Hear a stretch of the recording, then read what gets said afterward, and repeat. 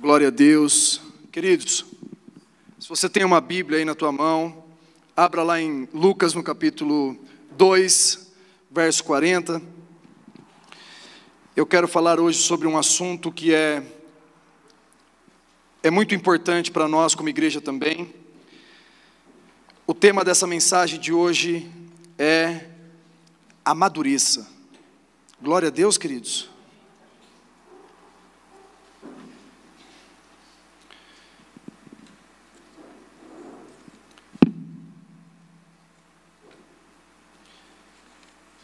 Lucas,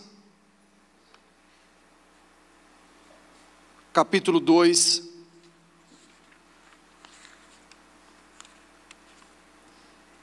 verso 40. Quando os irmãos forem encontrando, vai dando glória a Deus, aí vai sinalizando, diga amém, amém, glória a Deus. Os irmãos acharam antes de mim, eu estou estreando uma Bíblia aqui, Bíblia nova, fica um pouco mais difícil ainda. A gente vai usar bastante ela, mas ainda está zerada. Glória a Jesus. Lucas, no capítulo 2, verso 40, diz assim: O menino crescia e se fortalecia, enchendo-se de sabedoria, e a graça de Deus estava sobre ele. Senhor, nós queremos ouvir a Tua voz, queremos ouvir a Tua palavra. Nós queremos sim, Senhor, dar uma resposta a tudo que o Senhor vai nos ensinar nessa manhã. Nós queremos crescer, nós queremos avançar, Senhor. Nós queremos dar uma resposta que agrade o Senhor, para nos tornarmos filhos maduros. Filhos, Senhor, que estão de acordo com a Tua vontade, de acordo com o Teu querer. Filhos que estão preocupados com o que o Senhor está pensando, que estão pensando naquilo que o Senhor está pensando, que estão fazendo aquilo que o Senhor está fazendo. Senhor, então em nome de Jesus, nos dê esse entendimento, nos dê esse clarear na mente, Senhor, em nome de Jesus. Ilumine o nosso entendimento para recebermos da Tua palavra, Senhor, em nome de Jesus. Amém e amém. Glória a Deus, louvado seja o Senhor. Se você quiser pode se assentar, fique à vontade. Nós lemos aqui um versículo em Lucas no capítulo 2, verso 40, está falando sobre Jesus. E o capítulo 2 de Lucas fala sobre a infância de Jesus, o nascimento dele, e eles indo ali para o Egito, fugindo das perseguições que Jesus teve logo no começo da sua vida. E depois fala de um momento onde Jesus, ele já parte para a adolescência.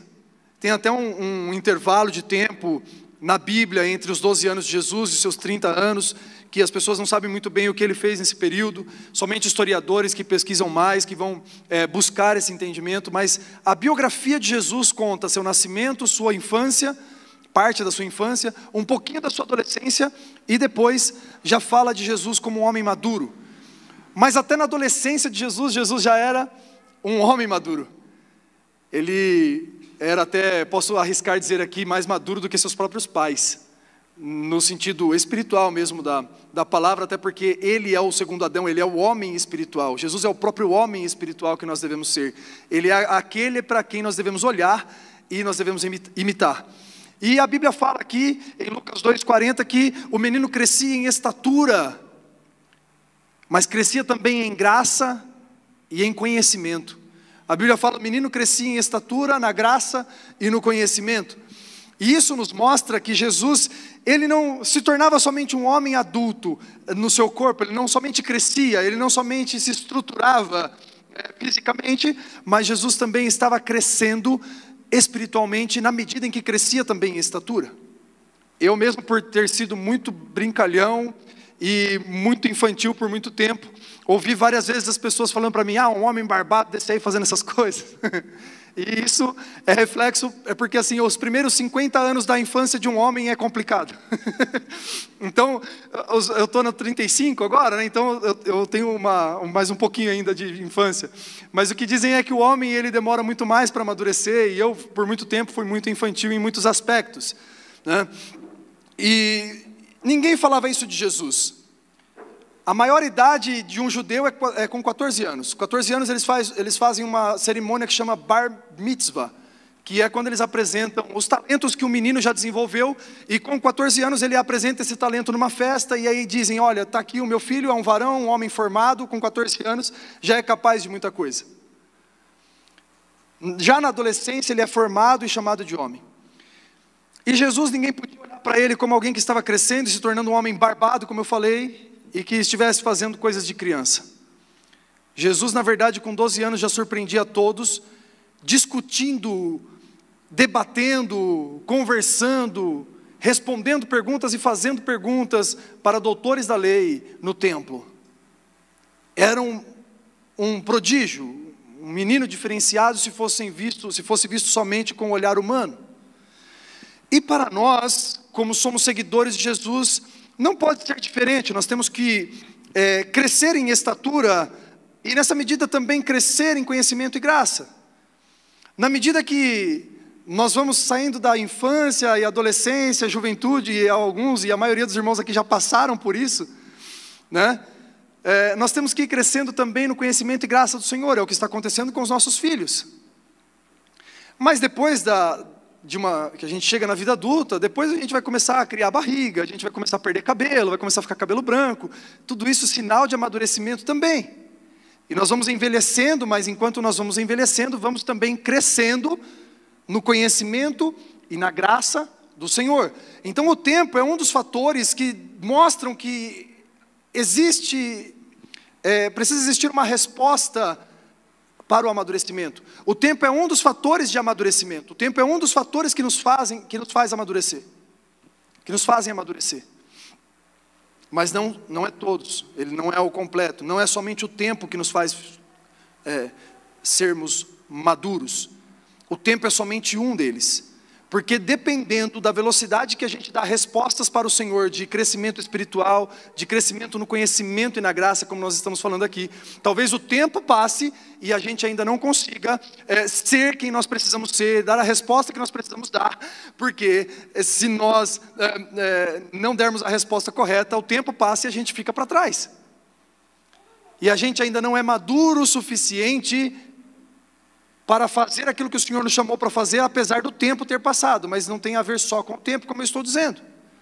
Lá em Hebreus, no capítulo 5, acho que no verso 13, o autor de Hebreus escreve para aquela igreja falando assim, com o tempo que faz, falando do tempo de novo, e do amadurecimento, ele diz assim, com o tempo que faz que vocês caminham com o Senhor, já era para vocês serem mestres, mas é necessário que eu volte a dar para vocês fundamentos básicos da fé. Isso por quê? Porque vocês não amadurecem. Isso é porque vocês não crescem, isso é porque vocês não avançam. Era o que o autor falava para aquela igreja. Então ele estava dizendo que apesar deles terem já 1, 2, 3, 10 anos de caminhada, ainda não estavam dando a resposta correta. E ainda estavam caindo em erros e falhas que diziam a fundamentos básicos da fé. E sabe que muitas vezes, alguns de nós como igreja, ficamos procurando um pregador que traga uma revelação nova, que traga uma palavra que nos surpreenda, que traga uma palavra que todo mundo possa ficar assim de boca aberta, de queixo caído e falar assim, uau, que palavra! E quando na verdade nós estamos procurando uma revelação nova, sem ainda estar vivendo a palavra antiga. Quando nós estivermos vivendo a plenitude daquilo que o Senhor nos chamou para viver, e que já está claro para nós, eu tenho certeza que o Senhor vai nos dar coisas novas. O objetivo, ou os objetivos dessa mensagem de hoje, é identificar em nós quais são os pontos que existem em nós que ainda refletem imaturidade. É provocar uma autoanálise para nós sermos aperfeiçoados. É trazer um amadurecimento para a igreja. Glória a Deus, meus irmãos. A infantilidade, e eu não estou dizendo quando eu prego essa mensagem que os irmãos sejam infantis. Eu estou dizendo que todos nós precisamos amadurecer mais um pouco. Vocês estão comigo? Eu respeito muito os irmãos e sei da caminhada dos irmãos, sei de quanto cada um de vocês já cresceram, alguns de vocês já amadureceram. Eu tenho acompanhado os irmãos, alguns de vocês há muitos anos já. E eu tenho visto o quanto estão amadurecendo. Mas é importante que a gente olhe para a Bíblia para entendermos que há mais para caminharmos. que há mais para avançarmos. Então, não entenda que de alguma forma que eu esteja tentando ofender algum irmão, ou com alguma situação que você possa imaginar que nisso você é imaturo. Não deixe o inimigo te roubar neste momento da mensagem. Entenda que todos nós aqui, inclusive eu, nós precisamos amadurecer, precisamos dar uma resposta para o Senhor, precisamos deixar, falo principalmente aos homens, a 5ª série e passar adiante em nome de Jesus. E para isso nós precisamos sim receber do Senhor uma instrução dele na sua palavra. E é por isso que nós estamos refletindo nessas coisas. A infantilidade nos impede de viver experiências mais profundas em Deus, ou acaba nos impedindo de desfrutarmos de nossa herança no Senhor. Como eu acabei de dizer, 1 Coríntios no capítulo 3, no verso 1 a 4, o apóstolo Paulo também fala aos coríntios, como o autor de Hebreus falou aos hebreus: quando eu estive com vocês, eu quis dar para vocês alimento sólido, mas tive que reter o alimento sólido e guardá-lo, porque o ideal foi dar para vocês o leite. E eu alimentei vocês com ensinos muito básicos, ensinos muito fundamentais ainda, porque vocês não avançaram, o apóstolo Paulo falando aos coríntios, vocês não avançaram em coisas elementares, coisas fundamentais. E por causa dessa falta de avanço, eu tive que voltar ao leite materno. Eu queria servir carne para vocês, eu queria servir um bom churrasco espiritual, eu queria servir uma carne muito, assim, bem saborosa, ao ponto. Mas o que vocês me fizeram servir? Leite. E aí o apóstolo Paulo até mostra, por que vocês são imaturos?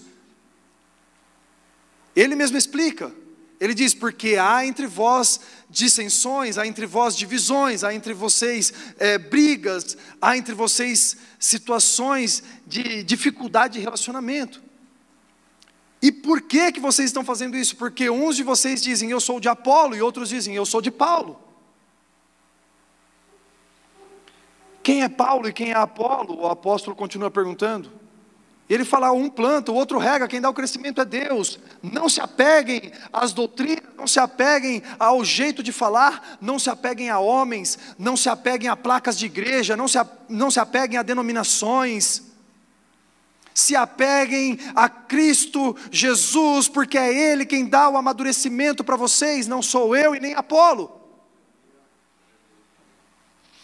Não são os pastores que vão fazer os irmãos amadurecerem. Eu sei que é através do pastor, e a gente até vai ver isso, mas a obra de amadurecimento em cada um de nós, de aperfeiçoamento em cada um de nós, é a obra do Espírito Santo de Deus, porque aquele que começou a boa obra em nossas vidas é fiel para aperfeiçoar até o dia de Cristo Jesus. Foi Ele quem começou a obra em você, não foi homens. Eu estava assistindo The Chosen com a Mel, e aí Jesus falou assim, quem não for capaz de aborrecer pai e mãe por minha causa, não é digno de mim. Aí eu perguntei, e aí Mel, quem que você ama mais? Você ama mais o papai, a mamãe ou Jesus? Ela falou assim, Jesus. Nem pestanejou, né? Eu fiz assim, né? Glória a Deus. Falei, por quê? Falou, não foram vocês que morreram por mim, foi Ele. Então em casa, graças a Deus, está dando certo. E aqui, eu sei que os irmãos também têm uma consciência muito boa disso, de que não é o pastor quem vai trazer para você o que você precisa para amadurecer. A gente traz palavra, a gente traz ensinamento, a gente traz instruções, informações, mas a obra mesmo de amadurecimento, de crescimento, de aperfeiçoamento, é obra do Espírito Santo de Deus dentro de cada um de nós. Falando sobre ser infantil e viver experiências, e deixar de viver experiências com o Senhor, em Gálatas no capítulo 4, verso 1, diz assim, que se o herdeiro for infantil, de nada ele difere do escravo. Imagine que um homem muito rico tenha morrido e tenha deixado um filho do tamanho do José, por exemplo, 2 anos. E ele faz o testamento falando assim, olha, eu passo todas as minhas 3 fazendas, todas as minhas 50 caminhonetes, meus 20 caminhões, os meus 40 tratores, eu estou passando tudo para o nome do meu filhinho. Esse menino vai saber o que tem? Vai, gente? Não sabe valor, não sabe preço, não sabe quantidade, não sabe quantificar, não sabe usar. Por isso, Gálatas capítulo 4, verso 1 diz: se o herdeiro for infantil, de nada ele difere do escravo. Agora, você acha, meu irmão, seja sincero comigo, você acha que você sabe qual é o tamanho da herança de Deus para você? Porque se nós somos filhos de Deus, somos herdeiros, co-herdeiros com Cristo Jesus. Por que nós não sabemos o tamanho da herança que nós temos? Primeiro, porque ela é muito grande. É muito maior do que nós realmente conseguimos entender. Mas segundo, é porque talvez nós não tenhamos avançado ainda na maturidade, nós não tenhamos avançado ainda no relacionamento com o Senhor, não tenhamos avançado ainda na questão do conhecimento de Deus e de quem nós somos no Senhor, e por isso ainda nos falta entendimento e conhecimento da herança que nos é dada em Cristo Jesus. Eu me incluo nisso. Eu sei que já há para nós muitas heranças liberadas. Não espere que as heranças do Senhor sejam para os tempos vindouros. Não espere que a herança do Senhor seja para a eternidade. A herança do Senhor é para agora, porque o dono da herança já morreu por nós na cruz.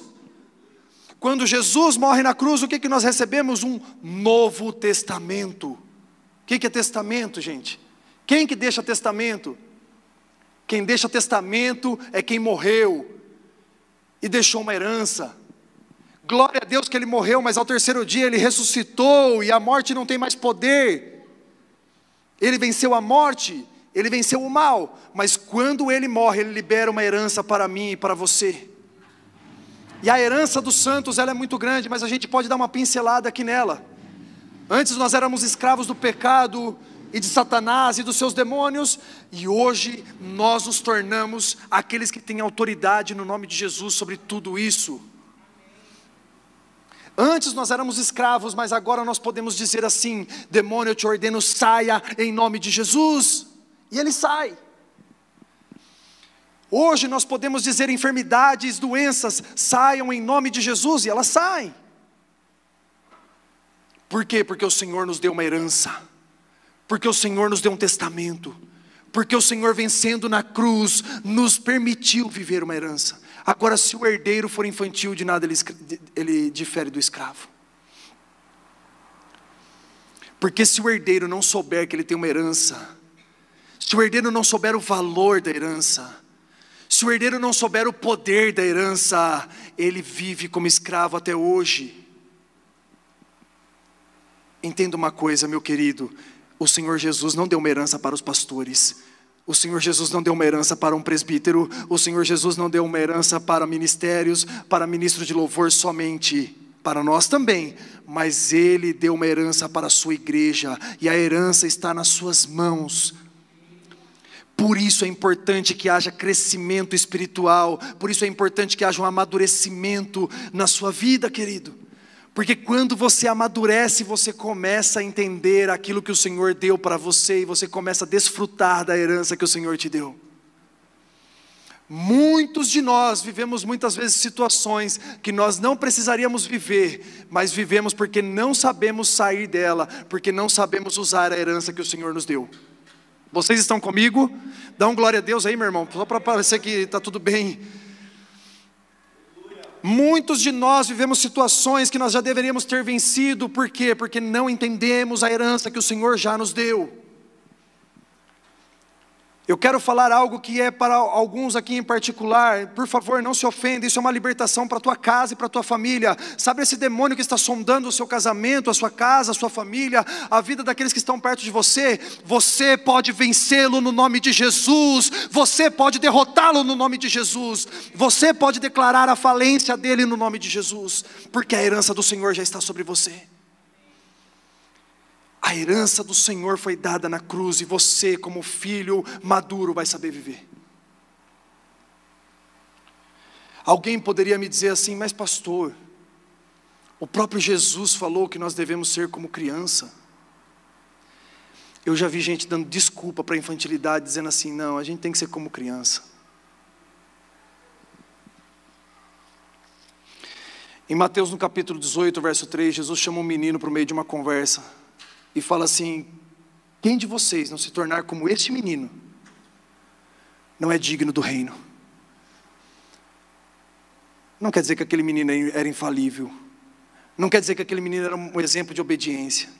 Jesus estava falando da infantilidade, estava falando dele ser criança. Mas calma, não em todos os aspectos. O apóstolo Paulo, depois de um tempo, lá em 1 Coríntios, no capítulo 14, verso 20, nos explica isso. É uma pena que hoje a gente está sem recursos visuais aqui para ficar mostrando esses versículos, que hoje eu decidi trazer uma metralhadora de versículos aqui. Mas fica comigo que eu vou falando cada um para você. 1 Coríntios no capítulo 14, verso 20, o apóstolo Paulo diz assim: sejam meninos para a malícia, mas não para o entendimento. Não sejam meninos no entendimento, mas sejam meninos somente na malícia.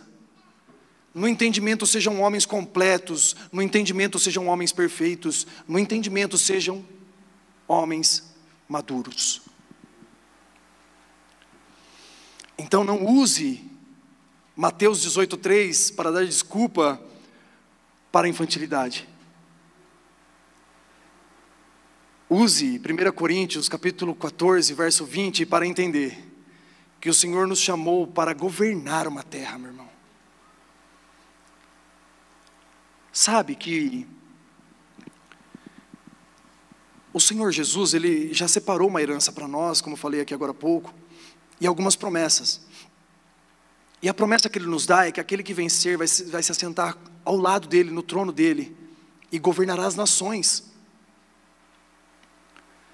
Você consegue entender isso, meu irmão? Como que alguém que é infantil vai governar? Então o entendimento precisa ser de governo, o coração precisa ser de menino. O coração precisa ser simples, o coração precisa ser puro, precisa ser inocente. O coração, ele precisa ser humilde. O coração precisa ser fácil de perdoar e fácil de dar perdão. Porque tudo isso é característica de criança. Então a gente tem que ser, sim, parecido com crianças nesses aspectos. Mas não no sentido de que eu vou levar as coisas do Senhor de maneira leviana, de maneira frívola, de qualquer forma. Eu não vou levar as coisas do Senhor de qualquer maneira, porque isso é infantilidade que desagrada a Deus. Eu preciso ter um compromisso sério com o Senhor, eu preciso ter um relacionamento sério com Deus, para que eu entenda as heranças que o Senhor me deu. Em 1 Coríntios, no capítulo 13, verso 11, também o apóstolo Paulo diz assim: quando eu era menino, eu pensava como menino, eu agia como menino, mas depois que passei a ser homem, passei a agir como homem, pensar como homem e falar como homem. Então, deixa eu falar uma coisa para os irmãos aqui que é muito importante. Eu tive que mudar muita coisa na questão do meu humor. Eu sempre gostei de bom humor. Eu sempre gostei. Tinha uma figurinha na internet que eu me identificava bastante, era uma foto, na verdade, um memezinho, né? Que mostrava vários soldados assim com metralhadoras nas mãos, avançando, e um palhaço atrás com um sapatão grande assim, andando atrás dos soldados. E aí estava escrito assim em cima: assim sou eu nas reuniões. E eu sempre fui assim. Reunião de trabalho, reunião de ministério, eu gostava de deixar as coisas leves. Mas não queria dizer que eu não levava a sério. E aí as pessoas às vezes não me levavam a sério porque viam que eu brincava muito. Mas eu estava comprometido, eu sabia do meu coração, estava comprometido com aquilo. Eu só queria que ao mesmo tempo que a gente tratasse as coisas sérias, a gente desse risada, que a gente se alegrasse. Então eu fui melhorando isso, eu fui ponderando, fui equilibrando um pouco isso. Eu me lembro de uma vez, essa foi boa, já aproveitando que eu já estou nesse lugar mesmo. O pastor fez uma reunião para... O Lucas passou um aperto comigo, né, Lucas? A gente está abrindo o coração para vocês aqui. Então o pastor fez uma reunião para poder me quebrar assim na frente dos irmãos, sabe? Ele queria me atingir, ele queria me afetar. Não é isso, Lucas? Você lembra, né? Aí ele inventou uma história, ele falou assim, que tem um pastor aqui da igreja, que uma pessoa passou, e ele deu uma fechada na pessoa, a pessoa buzinou, ele mostrou o dedo do meio. Aí ele queria me atingir, ele que estava falando de mim. Só que tinha um outro pastor que congregava com a gente, que era o Rubão, né? Aí eu sabia que era para mim, mas eu falei assim, Rubão. Aí eu mandei a conversa para ele, aí o clima ficou assim, tipo, uns assustados, os outros pensando assim, cara louco, velho. Então, o Lucas segurando para não rir, achando que ia dar ruim para ele também, e falou assim, o que o pastor está fazendo, cara? Ele estava do meu lado no dia. Então eu sempre fui assim. Eu gostava de trazer descontração, gostava de trazer brincadeira, até que o clima fosse tenso até para mim. E eu já me dei muito mal com isso, já errei muito a mão nisso. Uma vez eu recebi um diretor da empresa, chegando na reunião, ele falava demais na reunião, mais do que precisava mesmo. Ficava repetindo um monte de vezes a mesma coisa. E eu numa roda de amigos, a gente já estava dando risada, eu já estava com o modo quinta série ligado. Aí eu falei assim, fulano, né, para não falar o nome do patrão, né? Falou, fulano, fala só o necessário hoje, não fica falando muito não. E eu ri. Meus amigos quiseram rir também, mas eles seguraram a onda. E ele ficou assim, tipo, como assim? Não fala mais do que deve, né? E na minha cabeça, na minha cabeça eu estava fazendo o quê? Eu estava só deixando leve. Saindo daquela reunião, eu ia também pegar o meu fuzil, colocar minha farda, e eu ia sério para aquela guerra que estivesse sendo proposta na reunião, fazendo referência ao memezinho que eu falei agora há pouco. Eu nunca me vi como alguém descompromissado. Então tem uma coisa que eu quero diferenciar para os irmãos aqui, caso tenha entre nós, eu sei que tem, alguns irmãos que gostam de bom humor. Dá para ser bem-humorado e levar as coisas a sério. Não quer dizer que porque você está rindo enquanto faz, não é que você não esteja fazendo. Não quer dizer que bom humor seja infantilidade. Quer dizer que você é feliz. Estou trazendo uma defesa para os irmãos que são como eu. Quer dizer que você quer deixar descontraído. Eu posso falar aqui com liberdade, se o Rogério me permite, ele tem essa cara de sério, de diácono bravo, de que parece que vai puxar a orelha das crianças para devolver para a mãe. Mas essa cara não engana mais ninguém aqui, Rogerinho. A gente já sabe quem o Rogerinho é. A linguagem de amor do Rogerinho é atos de perturbação. Ele não pode ver a Paulinha passando, que ele vai lá perturbar. Então assim, você vai ver o Rogerinho trabalhando aqui na casa, gente. Ele está envolvido, está pegando mesa, está carregando, está trazendo, está olhando para os irmãos, tem alguém na porta. Ele está compromissado. Mas enquanto ele faz, ele está brincando com as pessoas que passam com ele. Como é que é?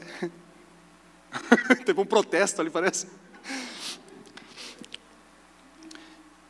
Não quer dizer que não leve a sério, porque está brincando enquanto faz. Então o bom humor não tem a ver com infantilidade ou com um amadurecimento. Tem muita gente que tem a cara fechada e que não amadureceu ainda. Então quer dizer que um está sério e outro está bem-humorado. Mas quando eu era menino, eu pensava como menino, eu agia como menino, mas depois que passei a ser homem, eu falei como homem, pensei como homem e andei como homem. Então aquele que é brincalhão passa a fazer brincadeiras que são mais coerentes, brincadeiras que não ofendem, brincadeiras que não entristecem, mas continua sendo brincalhão, porque é natural da pessoa. E aquele que é mais contido, que é mais sério, está tudo bem também, desde que ele tenha características de uma pessoa madura. Porque se por um lado a infantilidade pode ser expressa por alguém que é brincalhão aos olhos de alguns, eu vejo que muito mais infantil é aquele que às vezes com cara fechada não consegue ter bom relacionamento com as pessoas. Porque isso para mim é coisa de criança.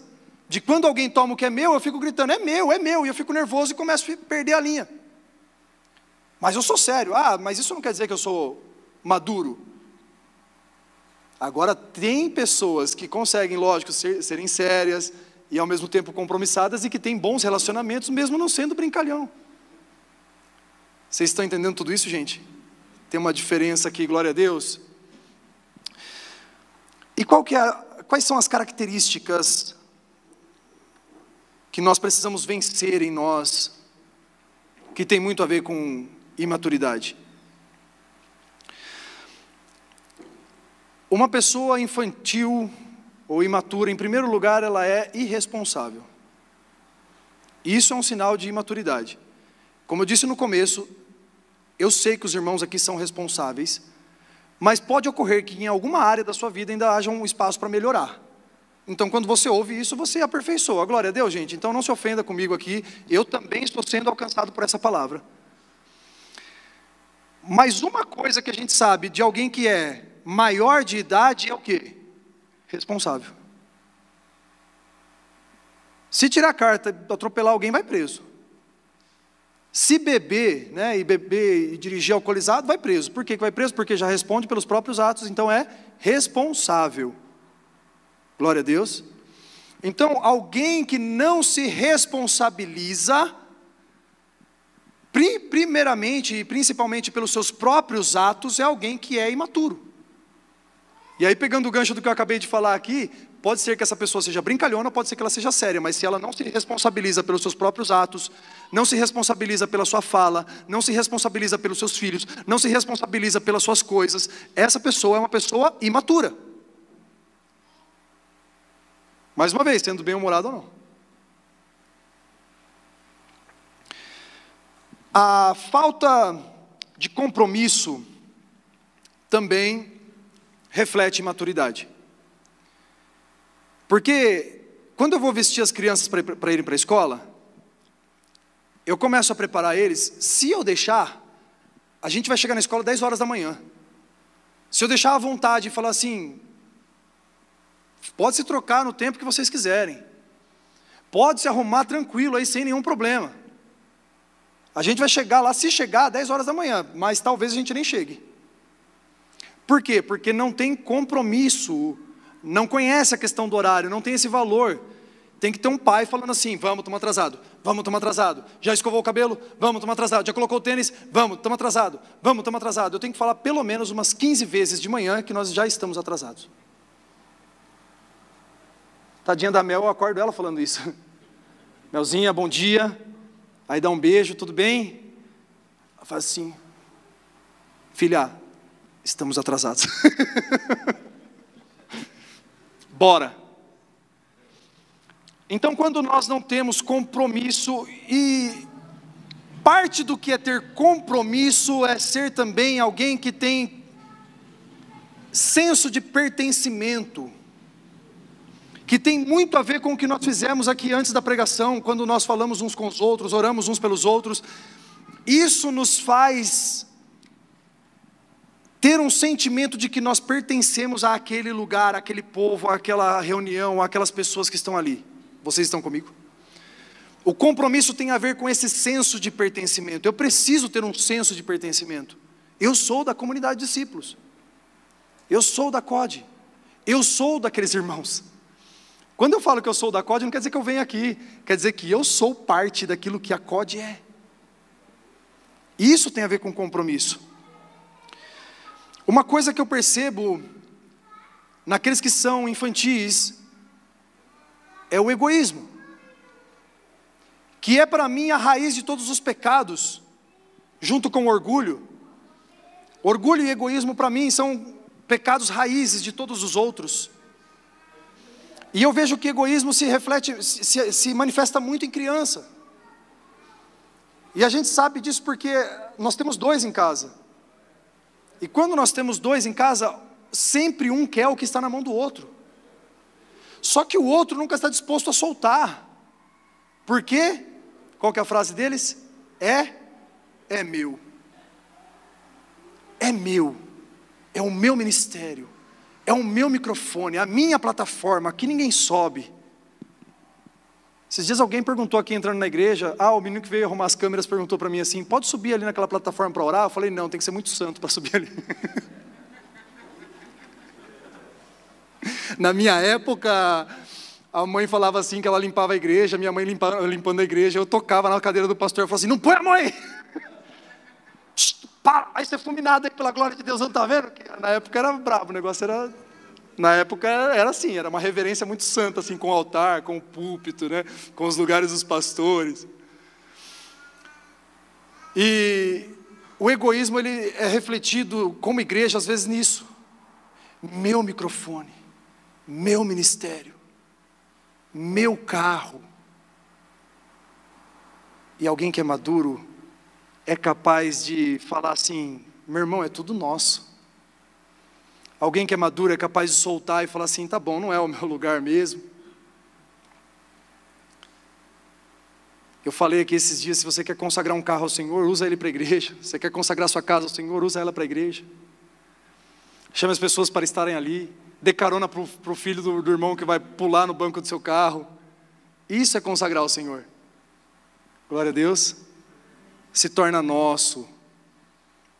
Princípio da igreja, quando ela começou, todos vendiam tudo que tinham e repartiam entre si, ninguém tinha falta de nada, era tudo de todos. Hoje a gente nem consegue viver isso, a gente nem sabe. Hoje, se a gente tentasse praticar isso aqui, a igreja ia ficar vazia, e acho que eu mesmo não congregaria aqui. Se tivesse que falar assim, pastor, vende tudo que você tem, que você vai dividir com a gente. Falar assim, sério? Eu não seria capaz. Então vocês percebem o quanto que a igreja, ela foi sendo transformada, mudada, ao decorrer do tempo, e muita coisa foi ficando para trás, porque ainda que a gente não tenha que vender tudo, pelo menos o sentimento de que não é meu, precisa estar em nós. Por isso que a gente veio conversando ontem, que a gente fala que o homem está evoluindo, e nós não estamos, nós estamos involuindo, se é que existe essa palavra, eu inventei agora se não existir. Nós estamos involuindo, né? Evoluindo acho que seria para frente, e nós estamos, na verdade, regredindo, retrocedendo, mas procura se não tem essa palavra evoluindo alguém aí, mas eu acho que tem. Olha só, mas nós, se tiver agora, vocês vão ver só, vocês vão... Vocês estão duvidando do meu amplo vocabulário aqui, e eu sou alguém, tem a palavra evoluindo, vai, tá vendo? Eu falei para vocês, olha aí. Nós estamos, e o sentido da palavra é esse mesmo, é o contrário do evoluindo, é? Toda honra e glória ao Senhor, amém, gente? Oh, mais um pouquinho de... Não, brincadeira. Hoje eu estou tentando construir um material infantil, eu não tenho talento, não sou capaz de desenhar os materiais, eu vou para onde? Eu vou para a inteligência artificial. E aí o chat faz para mim.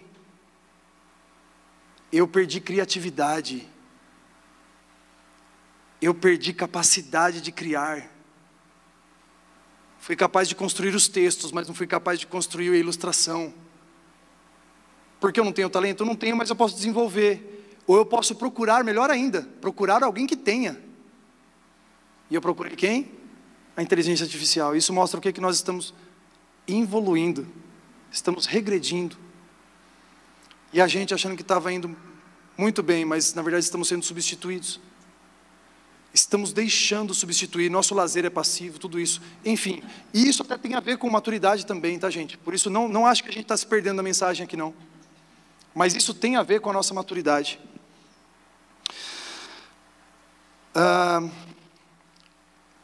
Tem uma coisa que criança tem, e às vezes nós temos também, dificuldade de discernimento do que é sugestão, do que é ordem e do que é informação.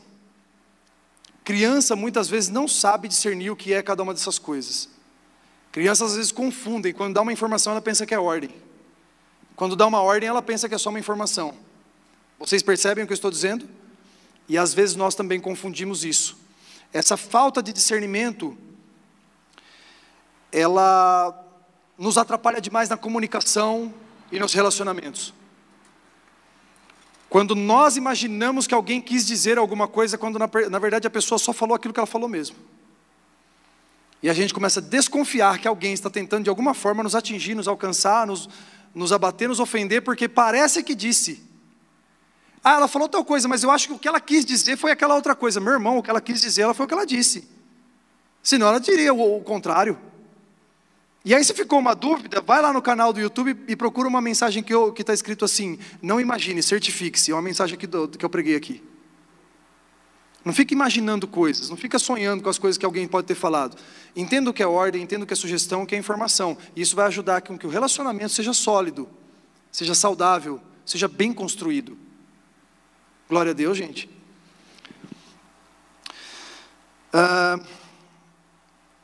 Sexta-feira, nós fomos para São Paulo com as crianças, e a gente percebe mais uma vez uma coisa que é de criança. Impaciência. Sabe o burrinho do Shrek? Está chegando. Está chegando. 1 hora de viagem, gente. A gente ouviu essa pergunta tantas vezes. Deu briga, deu choro, ranger de dentes, deu tudo no carro. Não tem paciência para esperar. Então, meu irmão, quando você é capaz de suportar as dores, as aflições, as lutas, sabendo que tudo tem fim, seja tempo de desfrute ou seja tempo de luta, tudo acaba. Quando você tem paciência de esperar o tempo da luta acabar e vencer essa luta, estando no Senhor, você mostra que você é maduro. A Bíblia usa algumas palavrinhas-chave para a maturidade, que está lá no texto original, teleios, ruios, e eu vou falar um pouco sobre isso aqui. Mas, por exemplo, teleios é uma palavra de um homem perfeito, um homem completo. Vocês estão comigo?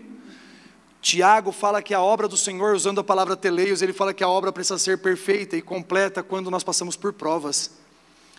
Tiago, no capítulo 1, verso 2, diz assim: tende, irmãos, grande alegria quando passardes por diversas provações, porque a provação da vossa fé tem que produzir perseverança, e que essa ação seja perfeita em vocês. Perfeita teleios, perfeita é maduros. Então, se você está passando por prova, meu irmão, tenha alegria, porque você vai sair dela muito melhor do que você chegou. Tenha alegria, porque as leves e momentâneas tribulações que nós passamos nessa terra nem se compara com o peso de glória que há de nos ser revelado naquele dia. Então não seja impaciente, porque a impaciência vai fazer você ser murmurador, e quando você for murmurador, você está pecando. Se você não tiver paciência de passar pelo deserto, o seu deserto dura 40 anos, mas se você for homem maduro, como Jesus era, dura 40 dias. Quando nós estamos caminhando num momento de dificuldade, nós precisamos nos submeter a Deus, a sua potente mão. E a Bíblia fala: humilhai-vos debaixo da mão poderosa do Senhor, e no tempo certo Ele vos exaltará. Está passando por luta, meu irmão, está passando por dificuldade, tenha paciência, porque isso mostra a sua maturidade. E quando você mostra que você é homem teleios, quando você mostra que você é pessoa completa, quando você mostra que você está aperfeiçoado, o Senhor Jesus te faz triunfar sobre toda luta e sobre toda dificuldade, e ainda no final você saiu muito mais forte do que você chegou. No final você saiu muito mais completo ainda. Glória a Deus. Uma outra coisa que é de criança: fala o que pensa. Criança não tem filtro. Criança não se preocupa se as pessoas vão se ofender. Então, às vezes nós caímos na besteira de pensar e de agir de uma forma que a gente possa dizer assim: eu sou assim mesmo, eu falo mesmo. E isso a gente precisa aperfeiçoar. Eu já falei isso várias vezes. Não, eu sou assim, eu falo mesmo, que precisar falar, eu falo mesmo. O Senhor trabalhou em mim. E hoje eu tenho que tomar cuidado com isso, porque esse eu falo mesmo, nem sempre é sinceridade, às vezes é só grosseria. É falta de educação. Glória a Deus, gente. Criança, uma vez eu estava na barbearia, nesse dia eu te traí, meu irmão, não foi na sua barbearia, nem na sua. Eu queria pregar para um outro barbeiro. Porque eu não vou para o lugar por causa do corte, eu vou para lá por causa do propósito. Glória a Deus, amém. Eu expliquei isso para o Cris já, né, Cris? Você não vai na padaria para buscar o pão, você tem que ir para buscar o padeiro. Aleluia. Mas eu fui na barbearia, e aí eu estava cortando e a Melissa estava comigo. Chegou um homem, entrou na barbearia, pegou o café, tomou o café e saiu da barbearia. Aí a Melissa falou para o barbeiro assim: como que é o nome desse lugar aqui, onde corta o cabelo? Aí o rapaz falou assim: é barbearia. Aí falou assim: pois é, e lugar de tomar café é na padaria, né? É que se fosse só para tomar café, vai na padaria, porque não veio cortar cabelo aqui. Foi engraçado, né? Então criança fala o que pensa. Ela veio na cabeça, imaginou, ela falou bem desse jeitinho que eu contei para vocês aqui. Muito legal. Eu nem corrijo porque ainda é criança. Aí a gente vai ensinando assim: olha, naquele momento o homem já tinha saído também, então ele nem se ofendeu, né? Mas aos poucos a gente tem que ir ensinando a criança: olha, tem coisa que se fala, tem coisa que não. A Melissa mesmo vivendo, fazendo a inteligência artificial, para as coisas que eu estou construindo. Nós fomos numa feira de livros sexta-feira com ela, e aí ela chegava para os autores, para os ilustradores dos livros e perguntava assim: você fez com inteligência artificial? Eu não estava perto nessa hora, mas a Pri corrigiu, né? Se eu estivesse perto, eu falava assim: não, filha, só seu pai que é incompetente. Eles conseguem fazer, eles são bons. Seu pai não consegue, não. Mas aí você percebe que a criança, ela vem na cabeça, ela fala. E Tiago, no capítulo 3, verso 2, diz assim: se o homem for capaz de frear a sua língua, ele é homem teleios. Se o homem, vocês estão entendendo o que é teleios, né, gente? Homem perfeito, homem completo, homem maduro. Se o homem é capaz de frear a sua própria língua, este varão é perfeito. Glória a Deus por isso, gente. Glória a Deus por esse versículo, porque esse versículo nos mostra que ele faz sentido lá com Provérbios 15:1. Que se a palavra for branda, ela calma o furor, mas se a palavra for áspera, ela suscita ira. Então depende não do que eu falo, mas do jeito como eu falo. Dá para falar várias verdades, mas de maneira gentil. E aí, se eu sou capaz de falar as verdades de maneira gentil, quer dizer então que eu sou alguém completo e perfeito, porque eu freio a minha língua. Eu sei que tem hora que dá vontade de falar de qualquer jeito. Eu sei que tem hora que dá vontade de dar um murro na cara, com as palavras. Eu sei, gente, é assim mesmo. Tem hora que você fala assim: mas faz tanto tempo que eu estou tentando falar, essa pessoa não entende, eu vou falar do jeito que ela merece ouvir. Os coléricos ficam tudo balançando a cabeça, é assim. Mas não, eu tenho que frear minha língua e saber que aquele irmão que eu estou falando também é filho de Deus, e se eu ofender a ele, talvez, olha, quantos pais aqui ficariam tristes se seus filhos fossem ofendidos? Se eu chegasse assim para a Teté, Lucas, você ia ficar muito magoado comigo e desse uma bronca nela assim de qualquer jeito e falasse: ô menina, você não desse, soltasse uma palavra, você ia ficar chateado comigo, não ia? Imagina Deus que olha para esse irmão que está do seu lado como um filho também. Eu não quero aborrecer Deus, por isso eu não faço raiva nos filhos de Deus. Glória a Deus, gente, eu tenho que tentar pelo menos viver assim. Eu falo sempre, eu morro de medo de fazer uma raiva na Joana, eu morro de medo de fazer uma raiva na Márcia, essas mulheres piedosas, cheias do Espírito Santo. Eu morro de medo de fazer uma raiva na Andressa, não só porque ela é filha de Deus, mas porque ela é brava também. Então, eu tenho que tomar muito cuidado com isso. Eu preciso tomar muito cuidado com isso. Eu preciso cuidar de como eu falo. A esposa que está do meu lado, ela é filha de Deus. Se eu ofender a minha esposa, eu estou ofendendo a mim mesmo, porque quem de vocês não cuida do próprio corpo? Pois é, vocês são um só com a sua mulher. Porque às vezes, a gente trata melhor os de fora do que os de dentro. Porque os de dentro já estão acostumados com os nossos coices. Já estão acostumados com as nossas brutalidades. E a gente está errado. A gente precisa amadurecer, a gente precisa crescer nisso, a gente precisa tomar o maior cuidado do mundo quando eu falar com a minha esposa. A Bíblia fala assim: homens, 1 Pedro capítulo 3, homens, quando vocês forem tratar com a sua esposa, lembrem que elas são a parte mais frágil, e que se vocês ofenderem a elas, as suas orações não serão ouvidas. Vocês estão comigo? Faça raiva na sua esposa que a sua oração não chega no céu. Faça raiva na sua mulher, ofenda a sua mulher com as suas palavras, que a sua oração ela não chega no céu. Sabe aquele louvor que falava assim: Deus não rejeita a oração? Rejeita sim. Aquele louvor é muito bonito, mas aquela parte é uma heresia. A Bíblia fala que o homem, se não cuidar bem da mulher, Deus rejeita a oração, não serão ouvidas. Eu tenho uma outra palavra que você pode buscar no YouTube: os ladrões da oração. Você vai lá depois, você escuta que tem muita oração que Deus não aceita. Uma delas é essa.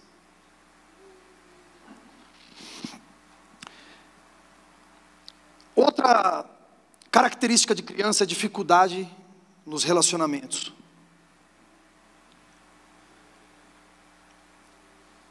Lá, é assim, criança faz amigo muito fácil, mas briga muito fácil também.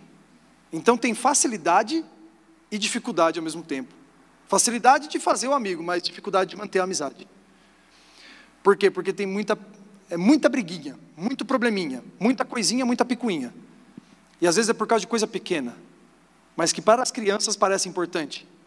Então, quando nós damos valor para coisas pequenas, Isso revela a nossa imaturidade, porque a gente faz as coisas serem mais importantes do que as pessoas. Quando em Efésios, no capítulo 4, o apóstolo Paulo escrevendo àquela igreja, ele diz assim que os pastores, os mestres, os apóstolos, os profetas, evangelistas foram levantados por Deus para o aperfeiçoamento dos santos. E essa palavra aperfeiçoamento quer dizer que vai tornar todos teleios perfeitos. Mas aquela palavra em si quer dizer que os ministérios, os 5 ministérios que eu citei aqui agora há pouco, eles servem para colar osso no osso. Que a palavra original daquele texto é catartismo. Os catartismos quer dizer uma cirurgia uma recuperação óssea. Quando um osso está quebrado, coloca um gesso para poder fazer o catartismos, ou seja, fazer com que o osso grude no osso. Então, os 5 ministérios, vocês estão comigo, gente? Vocês estão entendendo, né? Às vezes eu vou muito longe, eu acho, às vezes eu passo um pouco do ponto aqui, que eu viajo nas minhas... Mas esse aperfeiçoamento de Efésios quer dizer o quê? Que quando você chega na igreja, os ministérios que o Senhor deu para os homens servem para que você se una com o seu irmão, porque é colando osso com osso. Catartismos é isso, o aperfeiçoamento da igreja para o crescimento do corpo de Cristo. Eu preciso correr, eu não percebi a hora que é, mas eu vou encerrar muito rapidamente aqui, dizendo de uma outra característica de criança: medo. É criança que tem que voltar para a cama da mãe e do pai de vez em quando porque está com medo. Nós também às vezes temos, mas nós não temos medo de coisa à toa, no mundo natural. Mas às vezes nós temos medo de muita coisa que não era para ter. Então, se você nesses dias tem experimentado insegurança, tem vivido um momento de insegurança, de medo, de falta de fé, de desconfiança de que Deus está com você, eu quero te lembrar que o amor perfeito de Deus, teleios também, amor teleios de Deus, o amor perfeito de Deus lança fora todo medo. No amor não há medo, antes o perfeito amor lança fora todo medo. Aleluia! E se é o perfeito amor que lança fora o medo, é um amor maduro, é um amor perfeito, é um amor que cresceu, é um amor que avançou, porque é o amor de Deus, e nós o amamos porque Ele nos amou primeiro. Agora eu preciso então entender que se o amor de Deus ele lança fora todo medo, eu não preciso ter medo de nada senão do pecado. Glória a Deus. Eu quero partir para o final dessa mensagem. E eu vou ter que, infelizmente, pular algumas partes aqui. Mas muito rapidamente, abra lá em Romanos no capítulo 8.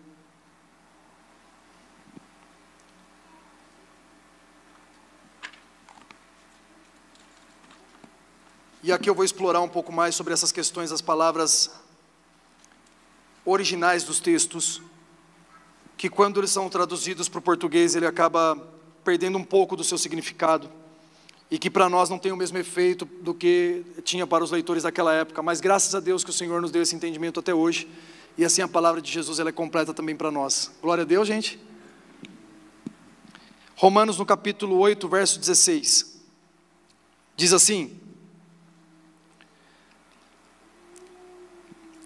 verso 14 primeiro, porque todos os que são guiados pelo Espírito são filhos de Deus. Aí verso 15, pois vocês não receberam um espírito que os escravize para novamente temerem, mas receberam um espírito que os torna filhos por adoção, por meio do qual clamamos, Abba, Pai.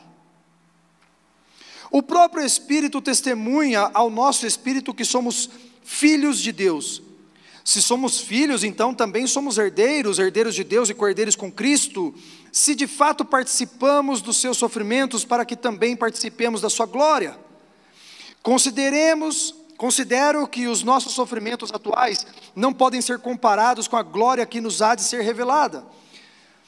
A natureza criada aguarda com ardente expectativa que os filhos de Deus sejam revelados. Glória a Deus. Se coloque de pé, para parecer que a gente está terminando.